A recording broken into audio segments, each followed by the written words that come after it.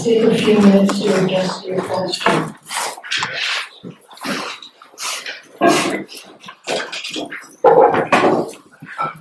And then just come to focusing on your breath, the in and out of your breath.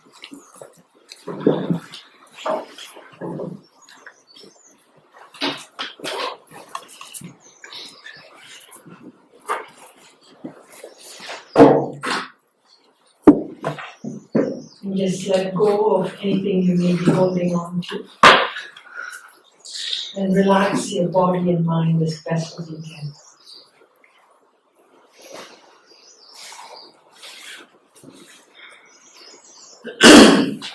And now from this quiet space, we visualize in front of us, sitting on a beautiful lotus and moon cushion, is Shakyamuni Buddha. One face in two hands, bearing the robes and looking at each one of us with great love and compassion. He's surrounded by all the Buddhas and Bodhisattvas of the 10 directions, His Holiness the Dalai Lama and all the Nalanda masters. And surrounding us are the sentient beings, our mother and all female sentient beings from the 6th realm on the left-hand side, and our father and all male sentient beings on the right-hand side.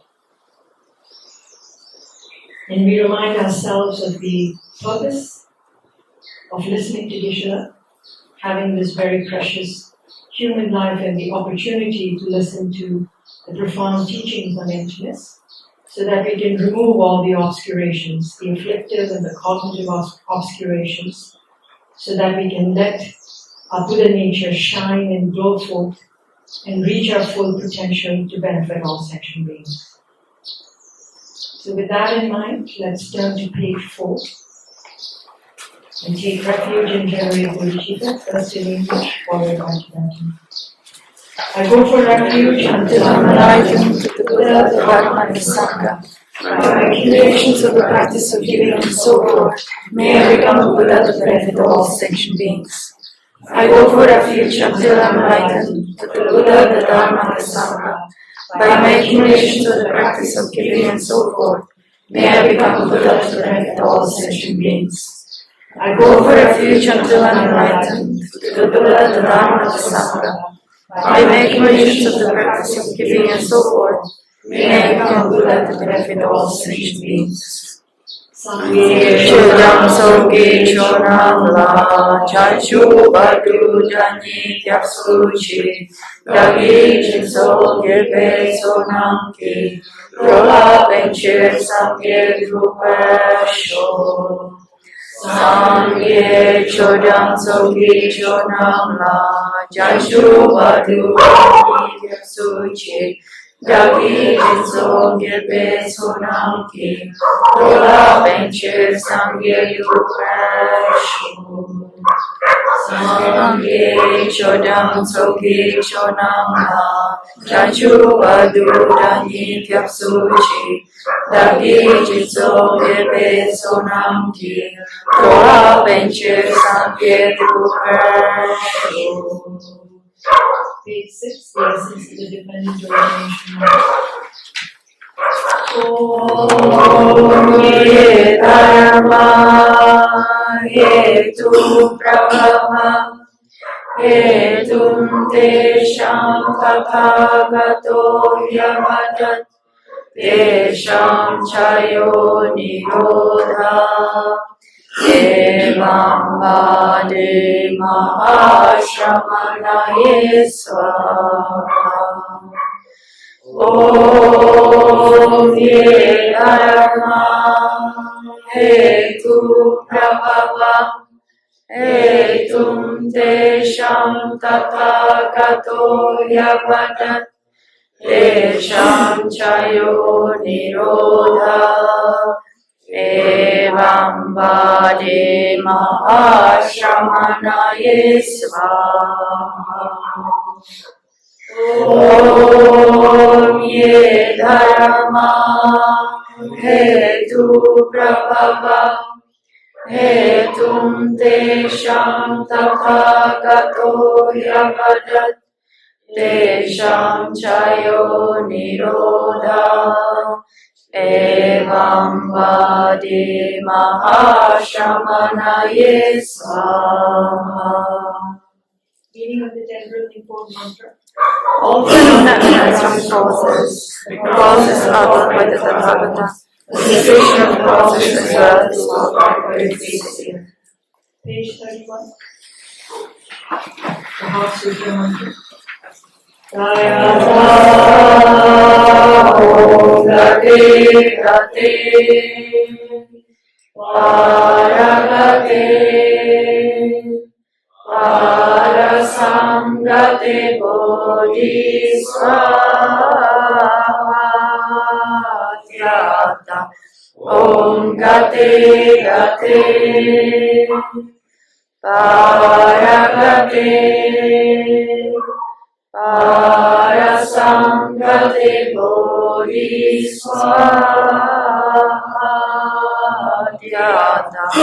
Om Gate Gate Paragate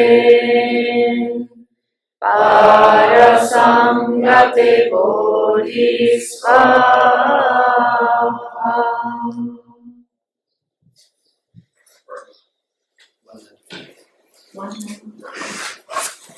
195.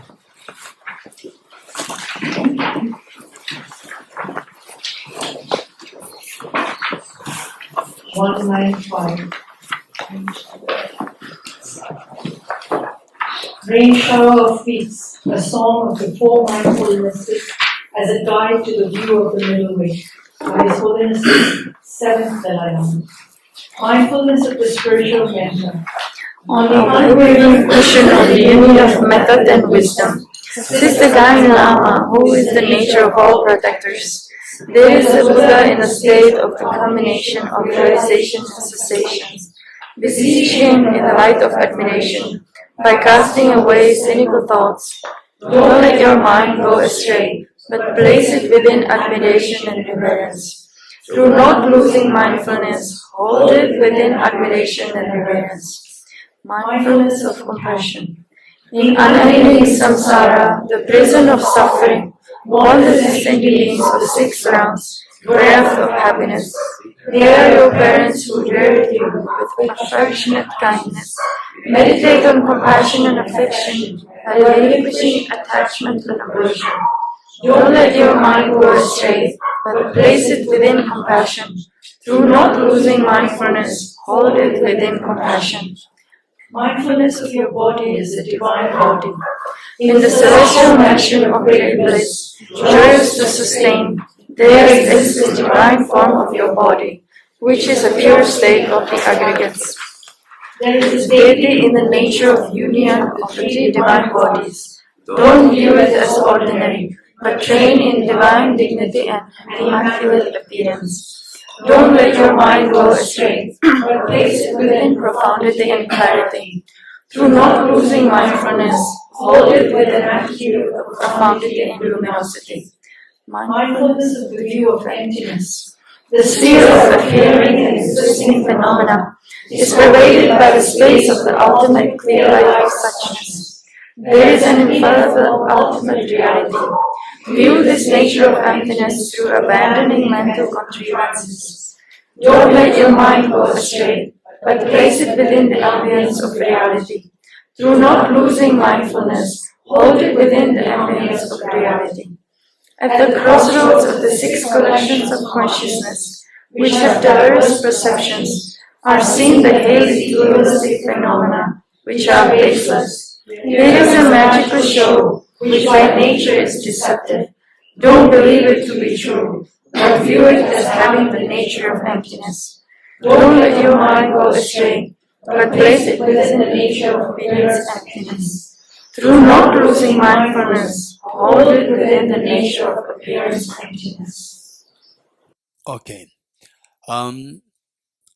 From what we have discussed last few days, you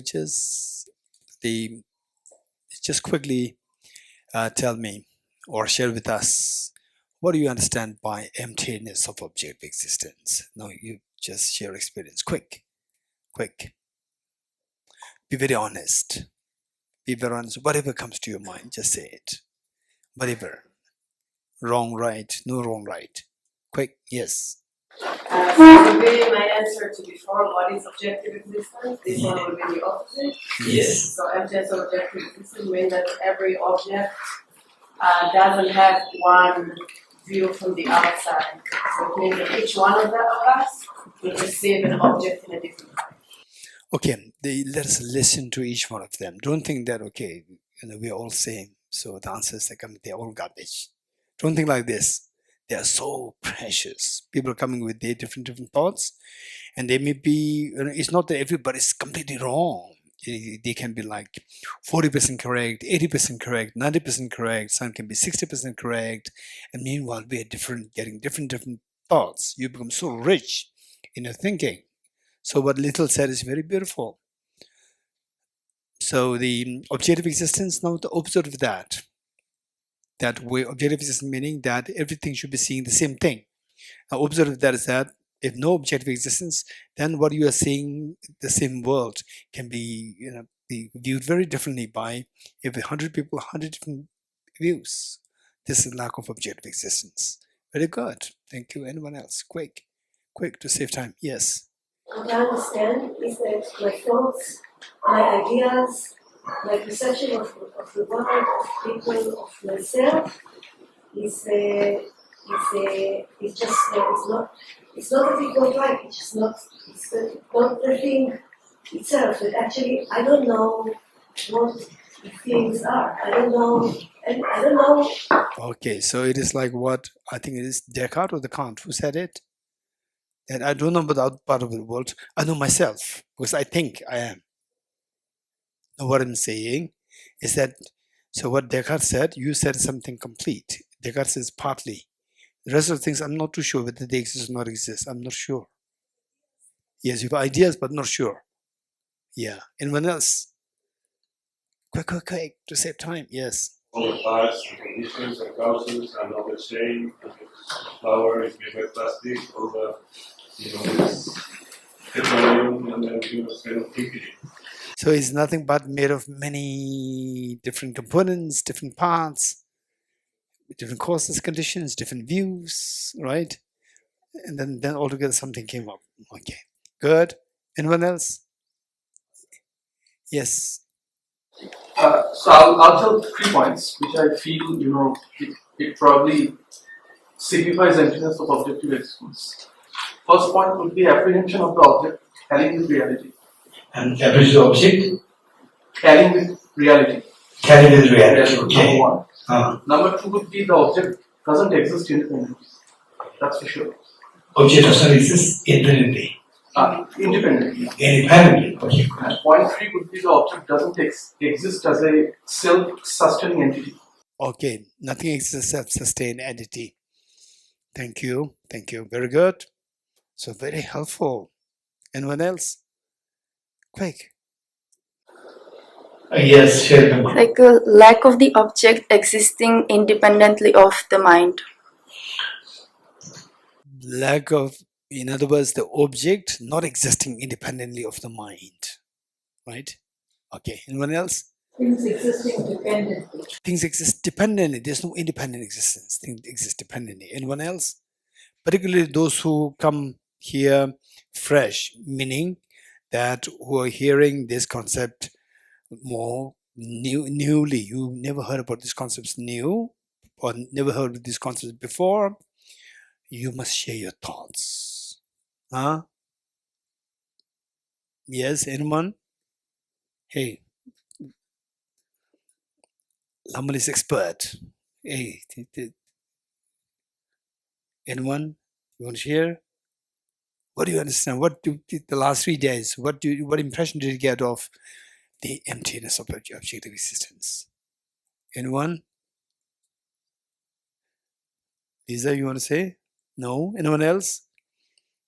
Because Lisa knows that she's not the new one. Yes, okay. Existing as a mere appearance or as an illusion. Things just as like illusion. There's not really there. It's just illusion, or what is it? Mere appearance or illusion. This is also very very important way of looking at things as empty of objective existence. Anyone? Well, I'd like to ask Varma. Convert. Objectively existent means that No, emptiness of objective existence. Objective existence is done. Morning. emptiness the object existent is that the object don't exist independent of his parts and independent for being inputted for the mind. Okay, so it is dependent on the parts, and it is dependent on the mind, imputing mind. Very good. Okay. Okay. Dijanle, you want to say?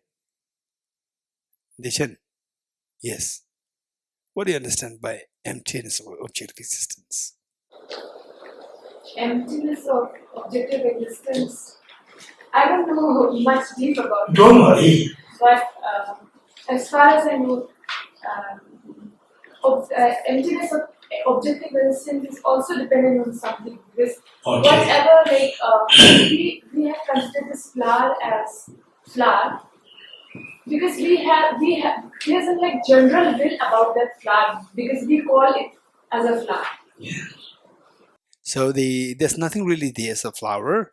There's a consensus among us to say that there's a flower there, and that makes that to be a flower, which means it's coming from the subject, not from the object. It's empty of objective existence. Very good. Anyone else? Anyone else? Hey. So, one by one.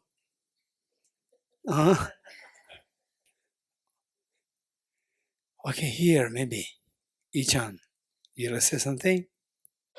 So for me, this is something which has no end and no beginning. It Okay. is the pure bliss, the blissful state. But we didn't discover this state at all. In this, some blues Well, you asked my understanding, right? No, what I'm saying is, what did you learn the last 3 days with respect to emptiness of objective existence? It doesn't mean that what you experience. No, this is not the question. The last 3 days, we heard about emptiness of this, nothing objectively real, objective subjective, conventional. We learned all these things. So from this now, you sum up. What did you learn from the last 3 days with respect to emptiness of objective existence?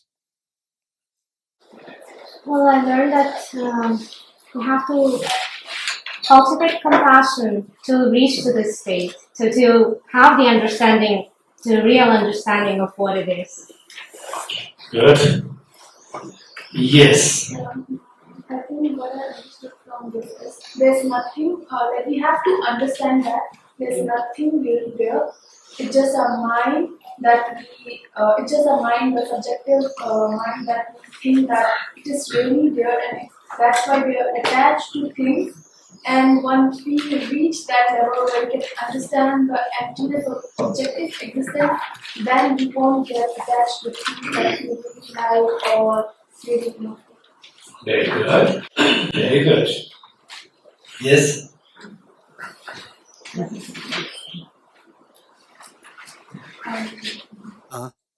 Okay, anyone else? Okay, good. Good.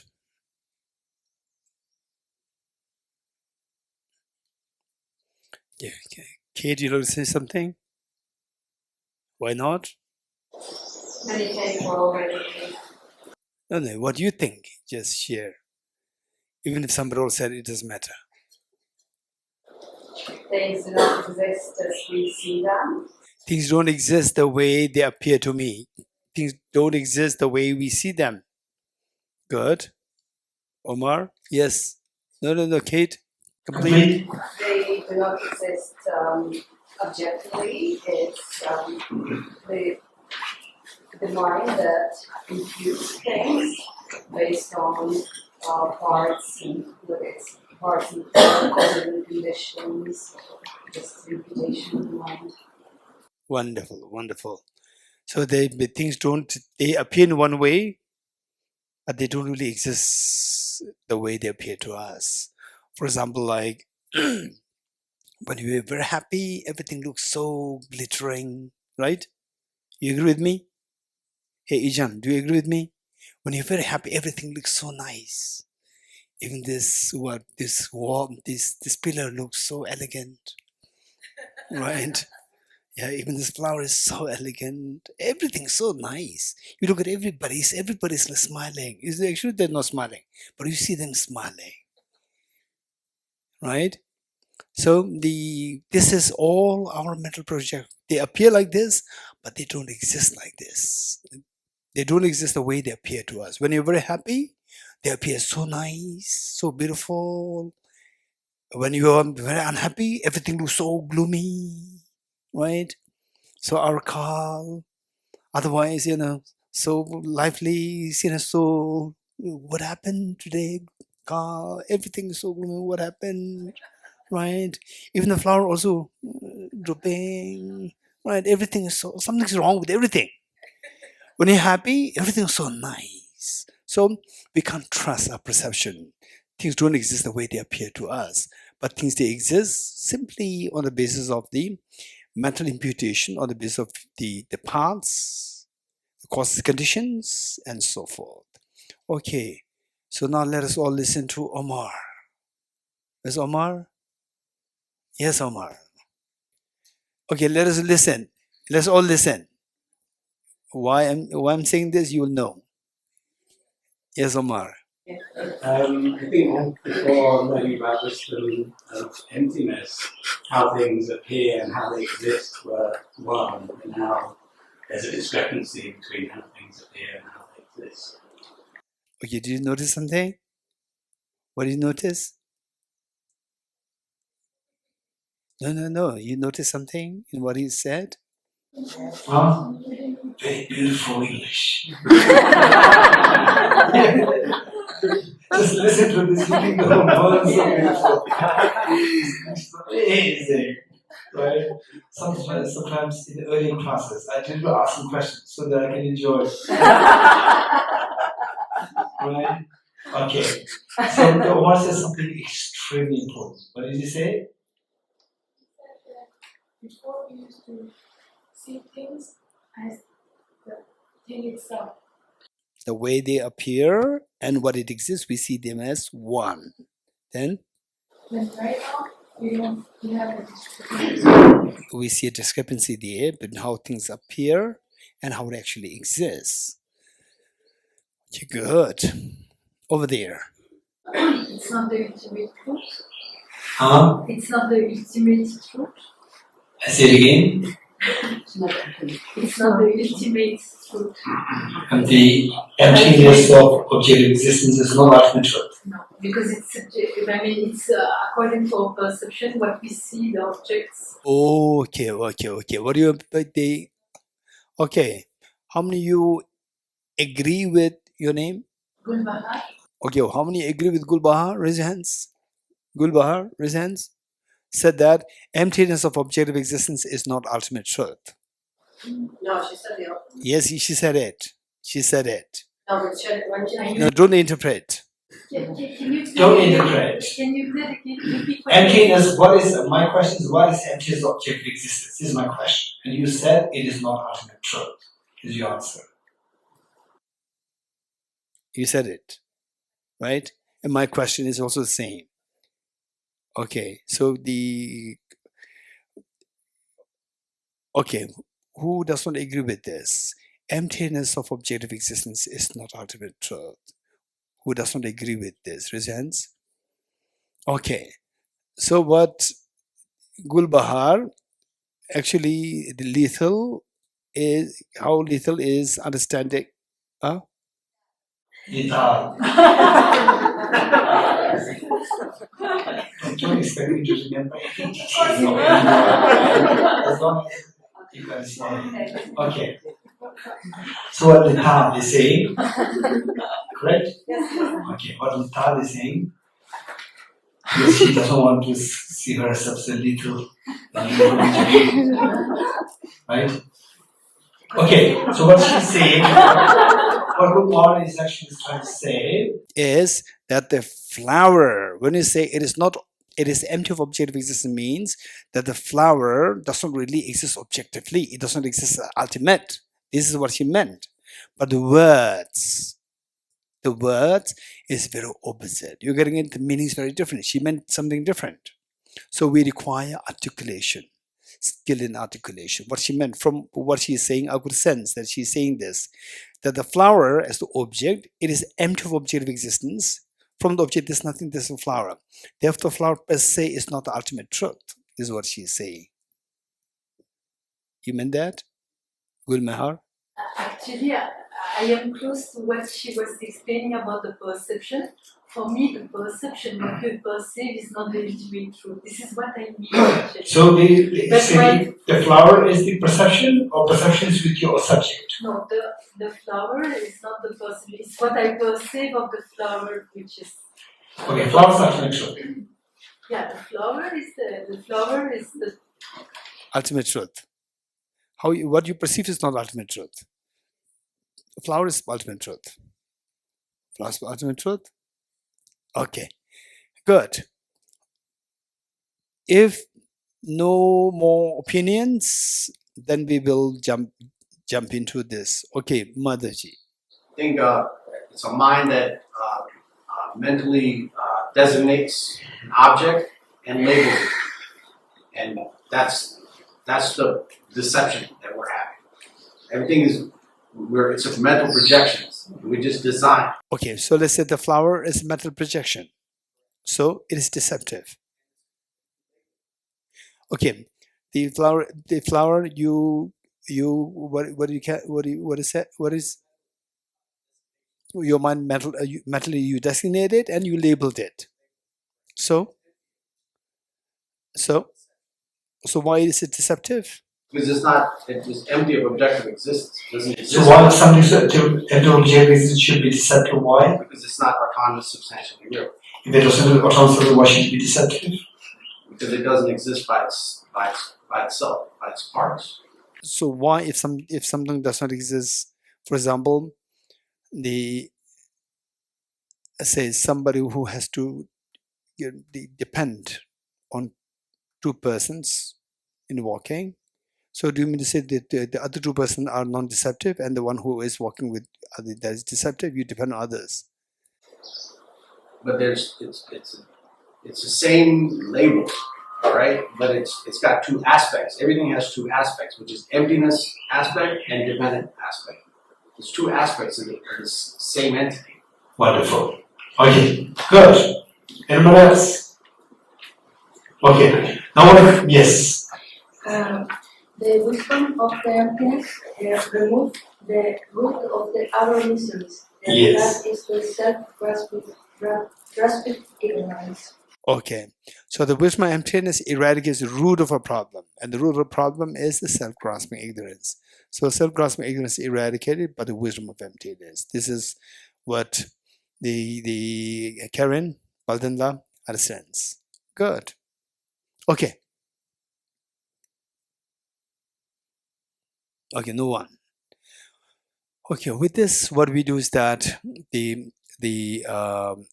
from whatever understanding that you get thus far, don't delete them, don't accept them as so strongly, don't reject them as very quickly. Just keep them there and listen now, freshly.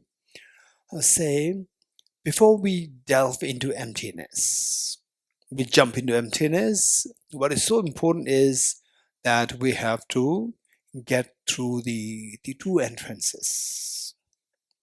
Only when you're able to, when you succeed making entrance into these two entrances successfully, then you can talk about emptiness, right? So what are these two entrances? Two questions. The first question is, do things exist? Do things exist? You, me, flower, do things exist? This is the first question. What's the answer? Yes. If you say no, this is nihilism. You're getting it? You're not. There's no way you say that the self does not exist. You say like this. This is nihilism. This is not emptiness. So the first entry to the understanding of emptiness is you should be able to answer the first question. Do things exist? Answer should be yes, everything exists. If you say no, what's the problem? You fall into nihilism. Okay. If you pass the first entry, then the second entry comes. Do things exist objectively? What's the answer? No. If you say yes, you fall into absolutism, the extreme of absolutism. You're getting it? Only when you get the, what's the first question? Do things exist? What's the second question? Do things exist objectively? You're getting it? For the first question, the answer should be yes, things exist. If you say no, you fall into nihilism. For the second question, do things exist objectively? Answer should be no. If you say yes, you fall into absolutism, extreme of absolutism. Okay. Only if you succeed in giving correct answers to these two questions, then you can go into emptiness. So with this, how many are ready? Raise hands. Okay, what about those who did not raise hands? You are not ready? You are ready? Raise hands, raise hands. Those who are ready. Ready with what? One more. To listen to me. To listen to my song. To listen at the knowledge. Of the emptiness. Of the emptiness. Good. Okay. So if you're ready, then I'm not sure that how do we prove that things exist. no, first the thing is that at least intellectually you should be able to just give the correct answer. Did you really agree with this? Did you really understand it? Don't worry. If you understand it, no need of the remaining classes. Right? So at least intellectually, okay, intellectually I understand what you're trying to say is that everything exists, but nothing exists objectively. Right? This is what you're trying to say, and I agree, not agree, this is a different story, but I could follow you at the moment that this is what you said. Whether it's correct or not correct, I'm not sure. Right? This much, if you are happy with, you are entitled to go further. Right? How many of you are happy with this much? Not that you have to agree, you don't really agree. At least you have heard what I said. Makes sense? Good. Then the next is that what we need to know is that what is so important is oftentimes many people, when they study emptiness, when they meditate emptiness, for them the emptiness connotes nothingness, which means that emptiness, they understand that as nihilism. So this is so important to stop these two problems, nihilism and absolutism. For that matter, what we need to know is that emptiness should be understood as dependent origination. In other words, emptiness means dependent origination. Number two, dependent origination means the middle way. A equals B, B equals C. Therefore, hey, what happened? You must be very bad at mathematics.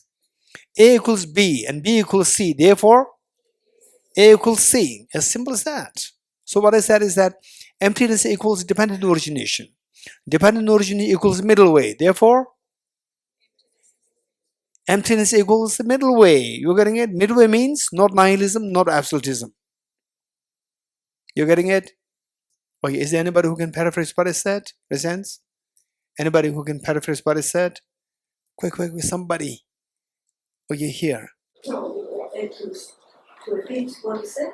Yes. You said that emptiness means dependent origination. Very good. Which means it goes to the middle way. Middle way means nor nihilism nor absolutism. Therefore, emptiness means the middle way. Yeah, I said. Let's not fight.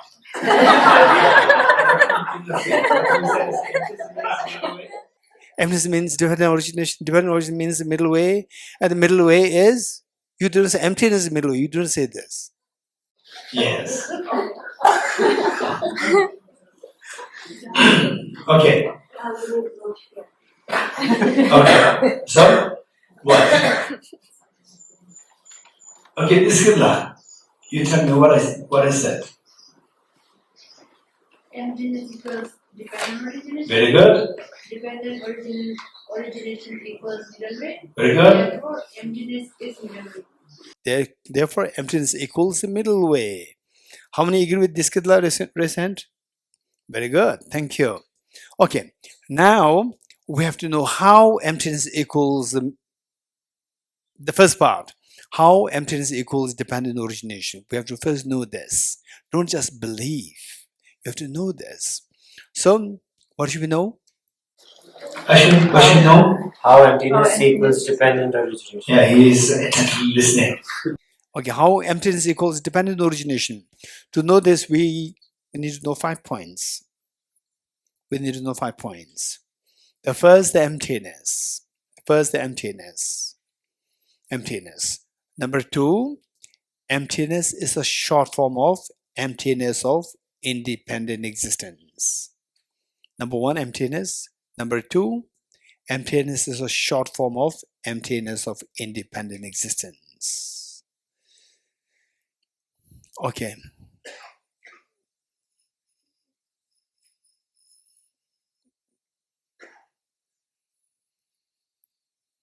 Okay, Dawala, do you know who? Do you know who? Who are you? Who? You know? What is that? Okay, that was very nice. Right? So, who? What's the meaning of who? Huh? What's the meaning of who? Hey, this girl. Who? Yes. Okay, she is saying, what is the meaning of who? Who is who? Right? Okay. Huh?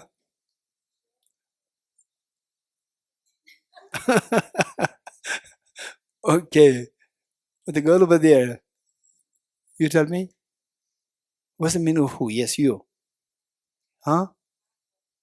Marco, your name. Okay, what is the meaning of who?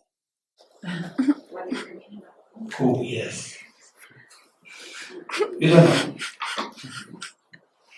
You better explain, right? Okay. Okay, quick. Okay, that's interesting. Suzanne? World Health Organization. Oh, who are you? Who is World Health Organization? Not who. Not who. Right? It's World Health. It's a short form of World Health Organization. Likewise, emptiness. It's not the empty. It's a short form of emptiness of independent existence. You getting it? Number 1 is emptiness. Number 2, that emptiness is the short form of emptiness of independent existence. Number 2. And number 3, emptiness of independent existence means nothing exists independently. Emptiness of independent existence means nothing exists independently. Number 3. Number 4, nothing exists independently means everything exists by, hey, louder. Nothing exists independently means everything exists by dependence. Number 4, that everything exists by dependence. That everything exists by dependence means everything is dependently originated. You're getting it? Number 5. Number 1, emptiness. Number 2, what is number 2? That emptiness is a short form of emptiness of independent existence. Number 3, what's number 3? Emptiness of independent existence means nothing exists independently. Number 3. Number 4, nothing exists independently means, okay, this is Shindala. Nothing exists independently means everything exists by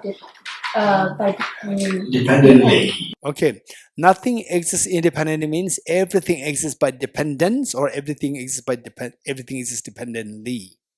Okay, if what exists dependent is known as dependent originated. Number 5. What exists dependently is the meaning of dependent origination. Yes, you got it? The 5 points. From these 5 points, what did you deduce? What did you deduce? that emptiness means dependent origination. Okay, what is next? What is next? Dependent origination means the middle way.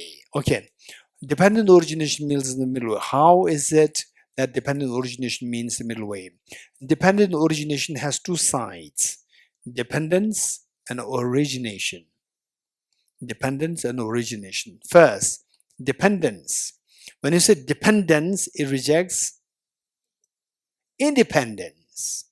When you say dependent, it rejects independence. And independence, something which is independent, something which is absolute. These two mean the same. So when you say something dependent, you are rejecting independence or rejecting absolutism. When you say dependent, you are rejecting absolutism. Okay. Then the other one is origination. When you say origination, origination means something comes to the origination. Something comes to the existence. What's the opposite of existence? Non-existence or nihilism. So when you say origination, it rejects nihilism. Dependence, it rejects the extreme of absolutism. Origination, it rejects the extreme of nihilism. Combining the two together, dependent origination rejects the two extremes. Rejecting the two extremes is following the middle way. Therefore, dependent origination equals the middle way. You got it? So now, what's the conclusion? Emptiness equals the middle way. Emptiness equals dependent origination. Dependent origin equals the middle way. Therefore, emptiness equals the middle way. You getting it? Okay. So this is some, yes. If you define the definition of dependent origination, not by the two things that you said, if you define it, you say that the middle way, if you want to define the middle way, not by nihilism or absolutism, so you say that the middle way is the thing exists, but Not objectively. but not independently. Not independently. Perfect. Yes. Good. Okay. So now the this morning and also this the first part of the afternoon, people were constantly talking about the paths, causes, conditions, and so forth. So for this, we see that dependent origination, the understanding of dependent origination is extremely important. To understand emptiness, understanding dependent origination is so important. If you don't understand dependent origination, there's no way by which you can understand emptiness. And what is the relation with the two things? These two are in a way these two are synonymous. In a way, dependent origination, emptiness. These two are like the two sides of the same coin. Two sides of the same coin. Okay. So how many of you have used these trainer? Raise hands. How many of you have used these trainers? Raise hands. These trainer. What is these trainer? Huh? You know these trainer? Good. Okay. The raise hands those who use these trainers.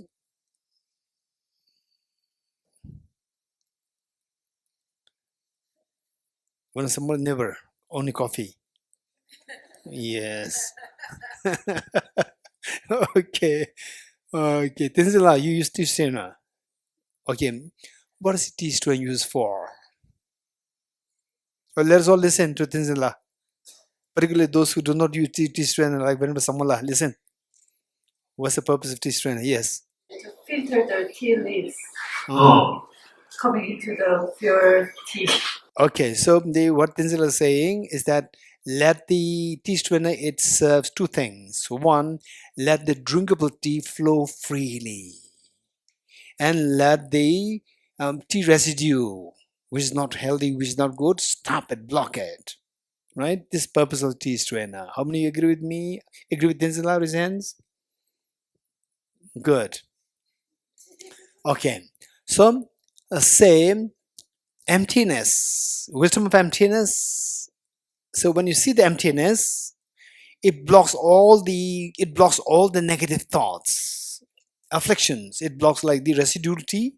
It blocks all the non-drinkable tea. It blocks all the negative thoughts. And the other side of the emptiness is dependent origination. By seeing dependent origination, it would let flow, it would freely let flow, it let flow freely the drinkable tea, compassion, virtues, all the virtues will just freely flow with understanding dependent origination.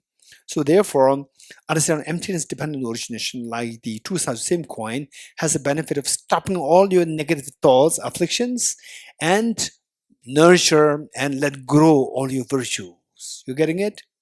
Okay. Is there anybody who likes to share with us what's the purpose of understanding emptiness and dependent origination? Anyone quick? Is there anybody who likes to give the answer to this question? What's the purpose of understanding dependent origination and emptiness? Valdana, you like to try?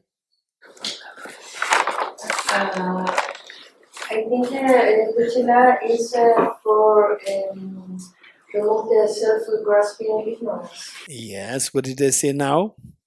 I just said it. Anyone? What you said is correct. But I said something right now. What did I say? What did I say? Raise your hands. I need to go. If you learn emptiness, it will block all the negative thoughts and afflictions. And with dependent origination, it will let all the positive thoughts and virtues grow freely. Very good. Okay, this is so important. So important. You're getting it? So the question was that if you understand emptiness, then where's the room for, okay, this boy disappeared completely? Who asked this question? When there's a compassion, when you understand emptiness, negative thoughts will stop, but it can also stop the virtuous thoughts like compassion. One boy, his name is Namgyal. He asked this, he disappeared. Okay, so all these questions will be resolved because it's not just empty, it is dependent origination. Emptiness, if you see emptiness in the light of nihilism, then you say nothing exists, then your negative thoughts will stop, your positive thoughts also will stop. You're getting it?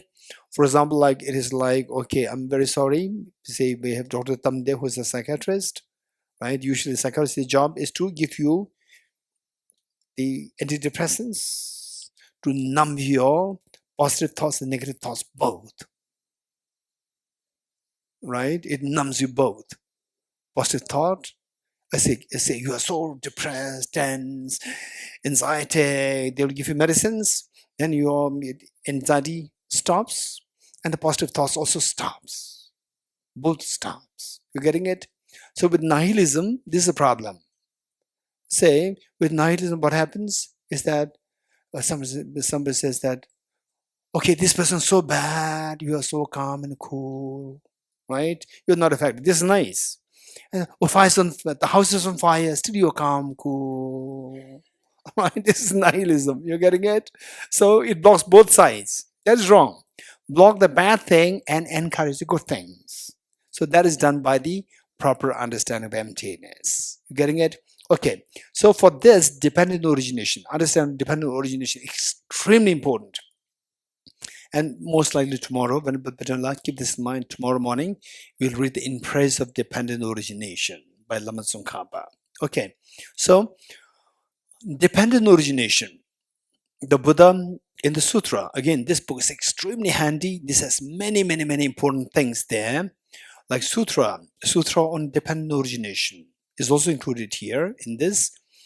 In the Sutra, Buddha taught that whosoever sees dependent origination will see the Dharma. Whosoever sees the Dharma will see the Buddha. You getting it? Let me repeat it. The Sutra on dependent origination, Sadhisthamba Sutra or Rice Seedling Sutra. Okay, anybody? Anyone? Just check which page number is the Sutra. Okay, Madhavji, page 63. Page 63 in the Sutra, Rice Seedling Sutra. Sutra on dependent origination. There are two sutras there on dependent origination. The second one is the Rice Seedling Sutra. So there, the Buddha taught that Whosoever sees dependent origination will see the Dharma. Whosoever sees the Dharma will see the Buddha. Okay, so dependent origination. What is this dependent origination? Then, what is the Dharma? And what is the Buddha? Buddha here doesn't mean that if you see the Dharma, then you will see me. This is not the meaning. Buddha means you have the seed of Buddhahood. It's not only himself, that everybody can become Buddha. In other words, you will see the Buddha means you will become Buddha yourself. You will become the full awakened one. Okay. So whosoever sees dependent origination, what is this dependent origination? So for this, His Holiness the Dalai Lama classifies dependent origination on 3 levels. Sometimes classified that on with 2 levels, but mostly in 3 levels. And these 2 are synonymous. One is short form, one is a detailed form. So dependent origination 3 levels. The first, dependent origination of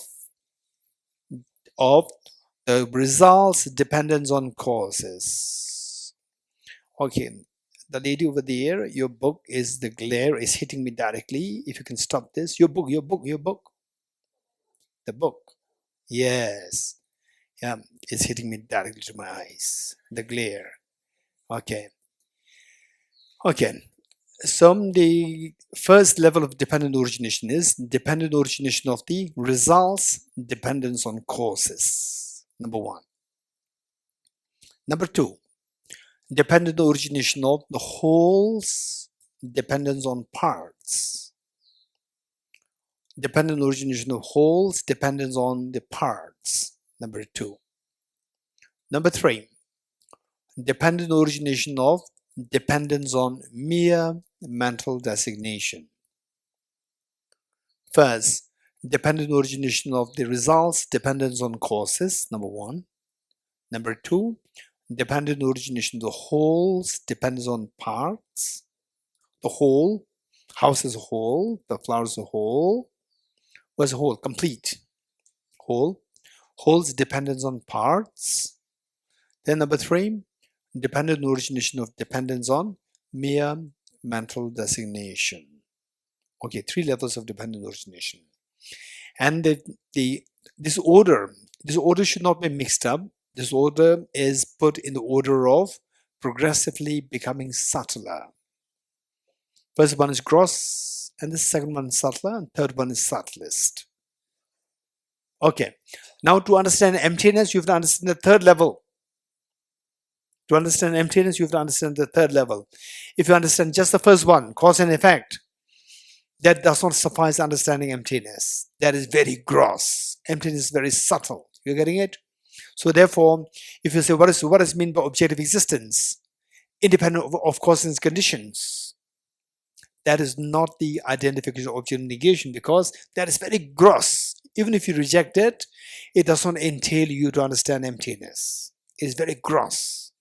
So therefore, emptiness of objective existence does not mean the emptiness of the independent causes and independence of causes and conditions. It is very gross. It's very easy to understand.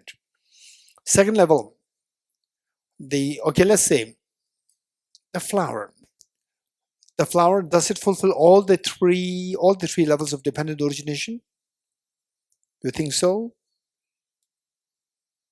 You don't think so?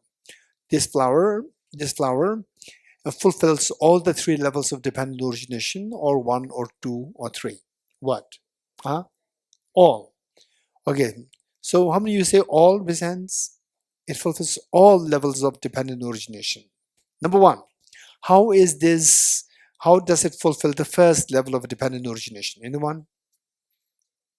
Yes? Because this flower comes in existence by depends on its causes and conditions. Number 1. Very good. Number 2, how does it fulfill the second level of dependent origination? Anyone? Raise your hands. Okay, Varma. That we say flower depend of the parts. So we see that it consists of so many parts. So but depends on these parts, then the flower comes in existence. In the absence of the parts, the flower doesn't make any sense. Okay, good. So this is dependent on the parts also. What's the third one? Mere mental designation. How does it fulfill this part? Anyone? Okay, Onivarma. Anyone else? How does this fulfill the third level of dependent origination? The girl there? Calling that flower. Huh? Calling the flower. And the convention. Convention. Convention. How? What's convention? The flower. That this They calling the They call it a flower. If you don't call it flower, if you call it chocolate, no, I mean then that we agreed that we call it in the conventional way flower. Okay, we conventionally call it a flower. If you call it differently, then what's the problem? There is no There's no flower. No, there is flower, but we cannot know the name. Like we cannot. We So if you don't label it, is it flower or not? in the conventional way, we Yes. need to label it. No, what I'm saying is that if we don't label it, is it flower or not? If you don't label this a flower, then it's not a flower. Is what I'm saying? Yes. Okay, so for the Tibetans, we don't have flower. Tibetans, we don't have Dalai Lama. Because for Tibetans, it is coffee shop. Yeah. It's not Dalai Lama, it's the coffee shop. Yeah. So Tibetans, they don't have Dalai Lama. Yeah, but I We don't have. You see? No, you have. Okay. So Tibetans have flower or not? Yes. Tibetans have flower. They never label it as flower. They label it as metal. Yes. Huh? Metok is the label, but it's the same like flower. That is an agreement. It's a conventional imputation. No, they don't agree. You said flower, I said metal. All the Tibetans No, I don't agree. The Tibetans agree. Huh? The Tibetans agree to name like Tibetans that. agree, yes, but they don't agree with the flower. They agree with metal. Yes. So it is not flower. But this is different labels, that is different names that we use to call the same thing in a conventional way. I see. So for the dog's house, there's no flower. No flower because they don't use words. Exactly. So they don't have children. they don't use the word children, right? So dogs, they don't have puppies. Because they don't say puppies, right? So they don't have puppies, but they don't use the word label. They don't use the label puppies. Okay, now look, now this girl is making more complicated. Okay, what are you doing now? I'm joking. Okay, so so this flower, how does it fulfill the third level of dependent origination? Anyone? Lotus Lee. Okay, Lamale. Well, Lotus is smart. He doesn't want to give the answer. He just directed here. All right, okay, Lamale, tell me. Yes. The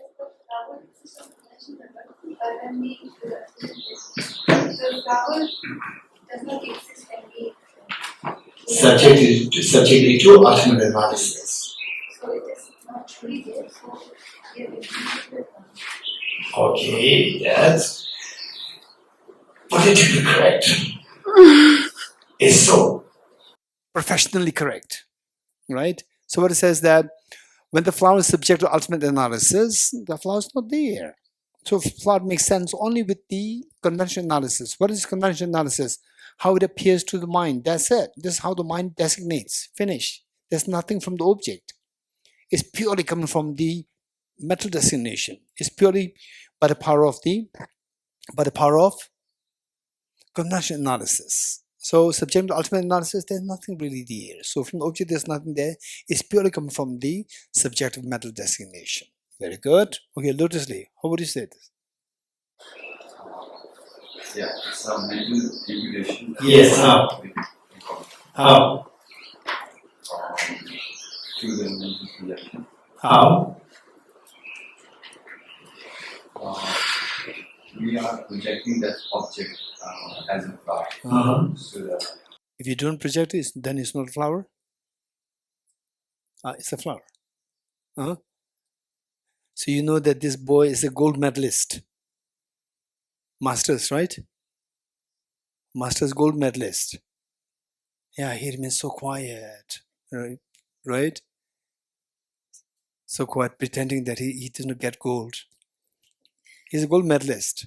Yes? Masters in philosophy, in Buddhist studies. He's a gold medalist. He remains quiet, right? Just observing what they're doing. Okay, good. Thank you. Okay, So now going back to the 4 essentials. The first essential, this the morning we did. What is the first essential? Essential of understanding the object of negation. Okay, what is the object of negation and emptiness? Quick, to save time. Okay, Varma. Objective existence is the object of negation and emptiness. What do you understand by objective existence? What do you understand by objective existence? Anyone quick, to save time. Something which exists from the side of the object, nothing to do with the mind. Okay, so how many of you get some idea that objective existence means something which is nothing to do with the mind is coming from the object? Raise hands. Even though you may not be fully realized, don't worry. Yeah, at least intellectually, if you can say that objective existence means something which exists from the object, nothing from the mind, but this is not true. Everything exists by the mind, from what I've learned. Whether it's true, not true, I'm not too sure, right? So there I have to learn the next essentials.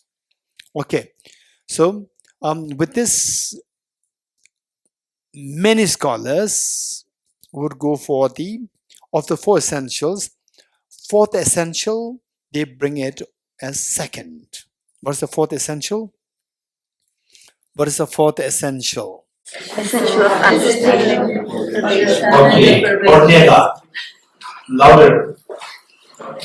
It's essential of understanding the observation that whatever is empty of being intrinsically one and intrinsically different of his parts entails the emptiness of the object.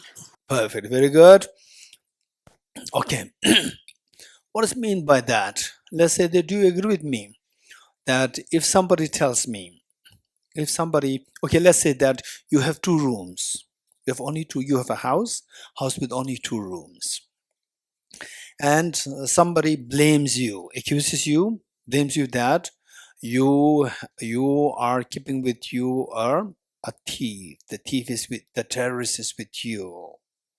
Where? In your room. How many rooms you have? 2 rooms, room A and room B. If what the other person said is true, how would you prove? How would you prove that what he said is not true? How would you prove that? Hey, Show them the two that's very easy, huh? Show them the 2 rooms. Show them the 2 rooms. How? Open the doors. Yes. Yes, just okay. When we speak philosophy is if you really say the understand the philosophy is very beautiful. You can really enjoy it. It's not complicated. It's very simple. Try to relate philosophy with your real life. It's very simple. Say, if somebody blames you that there's a terrorist in your house, and you tell him that I've only 2 rooms, right? And he's in a room, then you open the doors. As simple as that. You getting it? So this is how you can enjoy philosophy. Same, you first open the first door. Most likely you cannot open both doors simultaneously, right, Madhav? Right? Okay, so you first open the first door. First door and the first room, there's no one there. Okay, but then the other person will say that, then you should be in the second room. Then you open the second room, it's not there. You getting it? So, if that the terrorist or the robber is in your house, it should be in one of the 2 rooms. This is only 2 possibilities. If these 2 possibilities are ruled out, then ruled out from being true, then this is the indication that your claim is wrong. You agree? That your claim that the robber is in your house is wrong. So there are only 2 possibilities. Where the 2 possibilities ruled out, then the claim that the robber is in your house is wrong. Likewise, for something to exist objectively, this flower, let's say the flower to exist objectively, there are only 2 possibilities. There are only 2 possibilities for the flower to exist objectively. And if both the possibilities are rejected, ruled out, then the claim that the flower exists objectively is ruled out. You agree? Yes? Okay, good. If you agree with this, then let's say that there's a flower. Say the flower appears as objectively real. How many agree with me? The flower appears as objectively real. Raise their hands. Okay, those who do not raise hands, you are seeing this subjectively real, like illusion, right? Which means you're almost falling asleep. It's like illusion, right? Okay, that's strange. Those people who do not raise hands, they're also enjoying the laughter, right? I'm talking about you. Okay, so the flower appears as objectively real. If the flower, how do you evaluate this flower, whether the flower exists objectively or not? How do you evaluate this? Raise hands, raise hands. Okay, Ornella. You go closer to. You go closer to the object because objectively means from the object. So as simple as that. Say, if you see me in water from distance, you are 1 kilometer away from me, and you see me in water, then you wonder if whether he is really in water or what you are seeing is mirage. So when you see me in water from 1 kilometer away from me, and you're wondering whether he's really in water or is what I'm seeing is mirage, how will you evaluate? Omar, how will you evaluate? Go closer, right? Say it again. Did you hear? Okay, go closer to the object. Going closer to the object, you see that is so dry. There's nothing really, there's water, everything is dry. So from this, what do you do? What do you conclude? You conclude that what you earlier saw as water was just mirage. It was deceptive. It was mirage. So likewise, to how to evaluate that this flower exists objectively or not, what should you do? You should go closer to the object. Objective means go closer to the object. What is that mind known as which go closer to its object? What is that mind known as? Okay. Ultimate analysis. How many agree with, what's your name? Okay, how many agree with Maho? Yes, Maho or Mago? It's a Spanish name, so it's Majo, but you can pronounce like Majo. It's okay. Okay, It's Maho, Majo. Whatever you want. Okay. Okay, so you have to, the mind which goes closer to the object to see whether it exists objectively or not is known as ultimate analysis. So the technical term that we use is that we subject the flower to ultimate analysis. Subject the flower to ultimate analysis, which mind is able to see the flower more closely to the object? Your naked eyes or the electron microscope? Electron microscope that sees the flower more closely. Okay, and I would say that some of you already know that, but many of you don't know that. There is the video clip of the NASA companies. The title is The Powers of 10. You must watch it. The Powers of 10, which means that this flower, let's say the flower, it simply magnifies it, or it zooms in. It zooms in, and as it zooms in first, you see that this flower, which otherwise looks so tender and texture was so beautiful, you zoom in, you start to see the cracks. These cracks are nothing but the cell partitions or cell membranes. Then through further fine-tuning this electron microscope, you start to see the nucleus inside. Nucleus and the cell membrane, cytoplasm, you'll see that. Nucleus, you further fine-tune this, you start to see the chromosomes. Okay, how is this flower? Beautiful, not flower, beautiful? Hey. Right, okay. But when you see the same object on the chromosome level, is no more beautiful. Chromosome, Usually, I remember when I was in school, it is depicted like X, but in actuality, it is like a striped brownish snake. You're getting it? With this under electron microscope, you see like the brownish snake-like structure. Okay, very repulsive to look at. But what earlier appeared as beautiful, it disappeared. It appears so repulsive. Okay, through further fine-tuning this, then you start to see the DNA molecules. Through further fine-tuning this, you start to see the atoms. You getting it? Okay, so then you can imagine the electrons, protons, neutrons, but what science can actually see is the atoms, not beyond that. The others, they're more like the mathematically calculated, experimented to deduce that, oh, this electron, the size is this, charge is this, like this. But what we can actually see is the atom. That is the smallest thing that we can see. Okay, so let's say that we look on the level of the atoms. On the atomic level, do you see the flower? Ishan? On the atomic level? Yes, okay, yeah. Aijan, you see the flower? No, on the electron microscope. When you see the atoms on the atomic level, you see the flower. I think you are from different planet.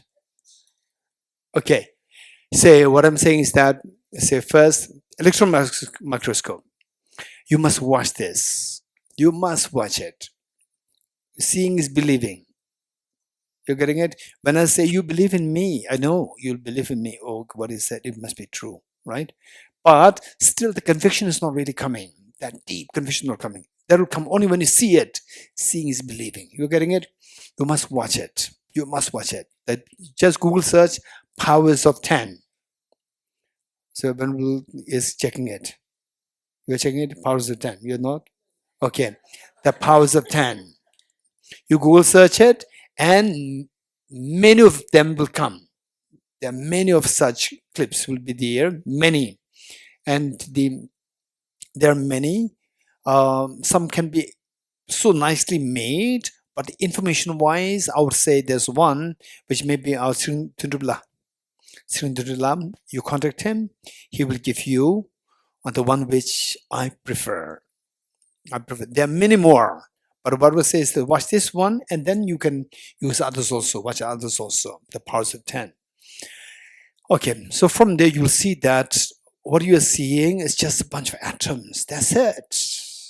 Okay, now you have come too close to the object. Okay, I'm not going to say flower, because flower is only with respect to the conventional analysis. So what I say is the object. So this object, when you looked at through the subject into ultimate analysis, what do you see? Just a bunch of atoms, right? So if the flower does exist objectively, either these atoms should be the flower, yes? Or if not, then remove the atoms. The flower should be left as differently from the atoms. These are only two possibilities. These are the only two possibilities the flower does exist objectively. How many agree with me, in a sense?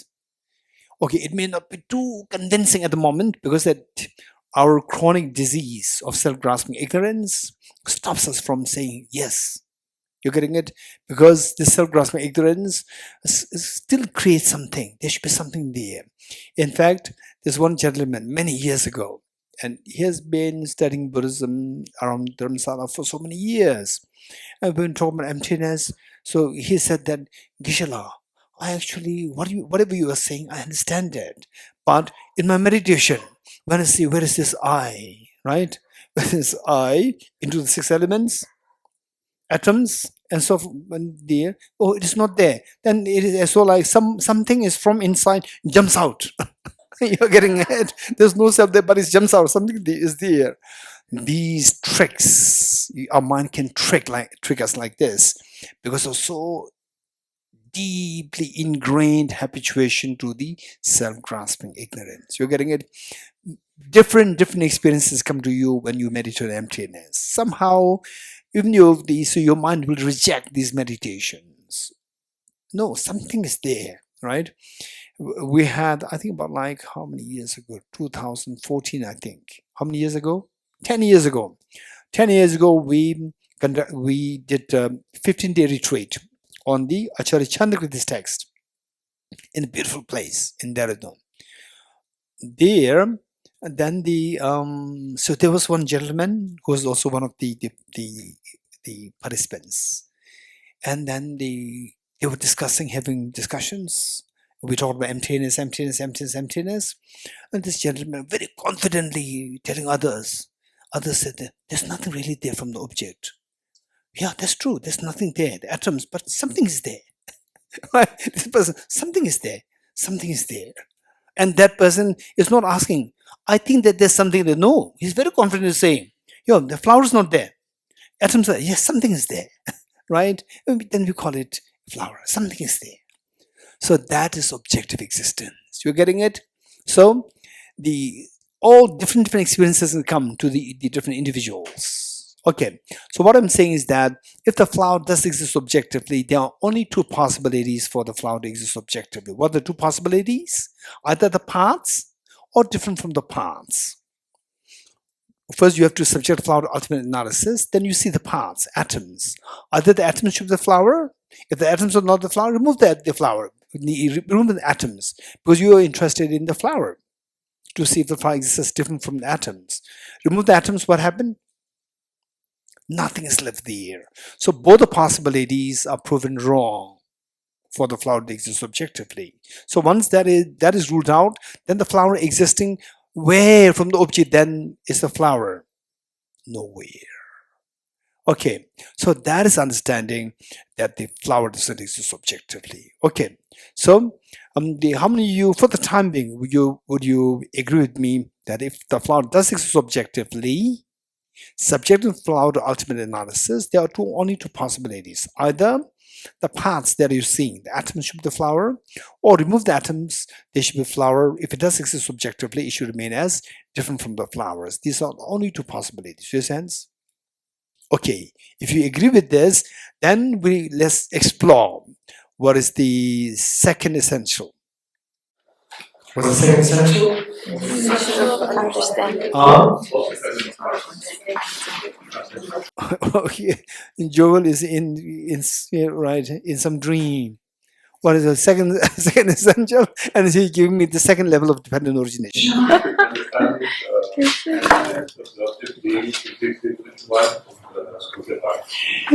Essential of understanding the emptiness of the objects being intrinsically one with its parts. Thank you. Okay, now let us sit up properly. We'll do these essentials in a form of instruction plus meditation, and then we'll stop here. Okay, sit properly to include that in the form of a meditation. Are you ready?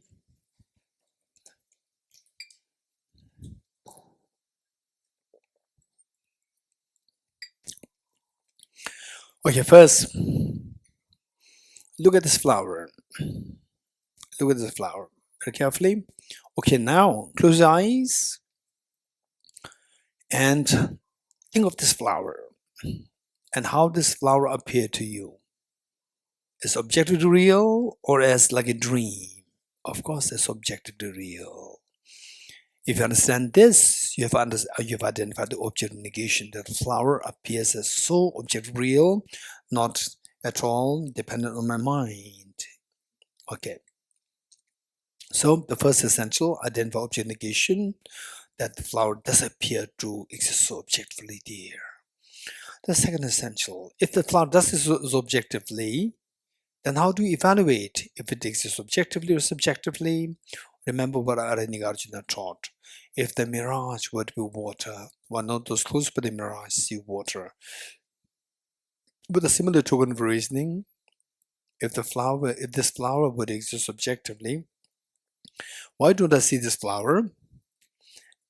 As I go closer to the object. Okay, now let us go closer to the object. Going closer to the object, technically it is referred to as subjecting this flower to ultimate analysis. Subjecting the flower to ultimate analysis, this ultimate analysis, what it is checking, it's not checking the flower, it's checking the objective, whether or not this objective is objective flower. Okay, so when you go there, So now let us go into the flower more and more closely with the help of the ultimate analysis in the form of, let's say, electron microscope. But it's not necessary to the electron microscope. If your mind, if you have extremely sharp and the what I call dexterous mind, then you can do this analysis even without having to depend on the electron microscope. Now that we have the electron microscope, it becomes easy for us. Okay, so we go closer towards the flower. So first, what we see that what otherwise is seen as so beautifully, the beautiful, the color combination, texture, and so forth, very tender texture and so forth. Now you see that, you start to see that it's just in the form of like a crack, the dry mud cracks there, and these cracks through the going deeper, you see that these cracks are nothing but the partitions of the cells. Going further, you see that the nucleus becomes prominent. Cytoplasm, cell membrane. And within the nucleus, you go further, you see the chromosomes in the form of striped, brownish, snake-like structure. Very repulsive to look at. Then still going deeper, you start to see the DNA molecules. And DNA molecules, they are not really repulsive to look at. And going deeper, you see the atoms. Okay, just stay there. Now you have come too close to the object with this ultimate analysis, and what you see is just pool of atoms. Okay. If the flower does exist objectively, then there are only two possibilities that it can exist objectively. In the first place, it should be seen by the ultimate analysis in the form of either the atoms or different from the atoms. Atoms are the parts and different from the parts. The first one, atoms. Which of the atoms is the flower? None. Collection? No. Individuals? No. Okay, the first possibility is ruled out. Second possibility, if the atoms are not the flower, then remove the atoms. And where's this flower there? Nothing's there's a flower. Both the possibilities ruled out, which means that if the flower does exist objectively, these are two possibilities. Ruling out the two possibilities, rule out the flower exists objectively. Yes, that's true. If you are convinced with this, you are convinced with the fourth essential of understanding, the pervasion, that anything which is empty of being intrinsically one with and intrinsically different from its parts entails the emptiness of the objective existence of the flower. Yes. Okay, now let's see which of the two possibilities is true. The first possibility, that the atoms, what are you seeing? I'm just seeing the pool of atoms. Which of the atoms is the flower? Collection, the individuals? Nothing. None of the atoms, not even the collection of the atoms, also the flower. Okay. Now, if you are very sure of this is the meaning of the essential understanding in the emptiness of the objects being intrinsically one with its parts. Okay. Now, the next, if these atoms are not to be identified as intrinsically, as objectively as the flower, see if the flower still can be identified as differently from the atoms. Remove the atoms. What is that? Nothing's left there. If you're sure of this, you've understood the third essential of understanding the pervasion. Understand the emptiness of objects being intrinsically different from its parts. Okay, now tell me, what is there from the object as a flower? Now you have so successfully subjected this object to the ultimate analysis. Now what is there as a flower from the object? Nothing is there as the flower's object. Stay in this experience for a while. And if you succeed in this practice well, with this experience give you a tinge of a fear. In some cases, a tickling sensation in the body. Cold waves can flow through your body. In some cases, extremely profound triangle of experience can come to you. If any of these experience comes to you, you're very lucky, very fortunate. If not, don't worry. Keep studying more, reflecting more, and eventually these experiences will come to you as your experience of emptiness deepens. Okay. Now imagine that you come out of the meditation, which means that you are now shifting. You are now flipping your mind from conventional analysis, ultimate analysis to the conventional analysis, again the flower comes back. Again, subject to ultimate analysis, the flower disappears. Again, go back to the conventional analysis, the flower comes back. There's constant change happening, change and change. What is that change? Object-wise, there's no change, but the change is happening only on the subjective level. Whatever is involved with the change should be purely subjective, and the flower is a part of that. That it is a part of this change. It comes, goes, so that is purely subjective. Okay, which means that from the object, it does not exist at all, exists as a flower. This is proved by the ultimate analysis, seeing that flower is empty. But when the mind shifts from the ultimate analysis to conventional analysis, again the flower appears, which means it's purely subjective. It does appear. It's empty from the object, but it does appear to the subject. So therefore, it's purely subjective. Okay, slowly come out. Okay, good. Okay, we stop here now. Yata Om Gati Gati Paragati Parasamgate Bodhisvatyata Om Gati Gati Paragati Parasamgate Bodhisvatyata Om Gati Gati Paragati Parasamgate Bodhisvaha.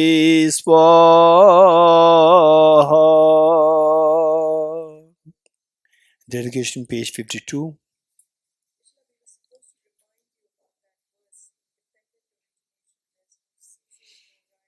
Tomorrow. Good. Page 52. Dedication prayer.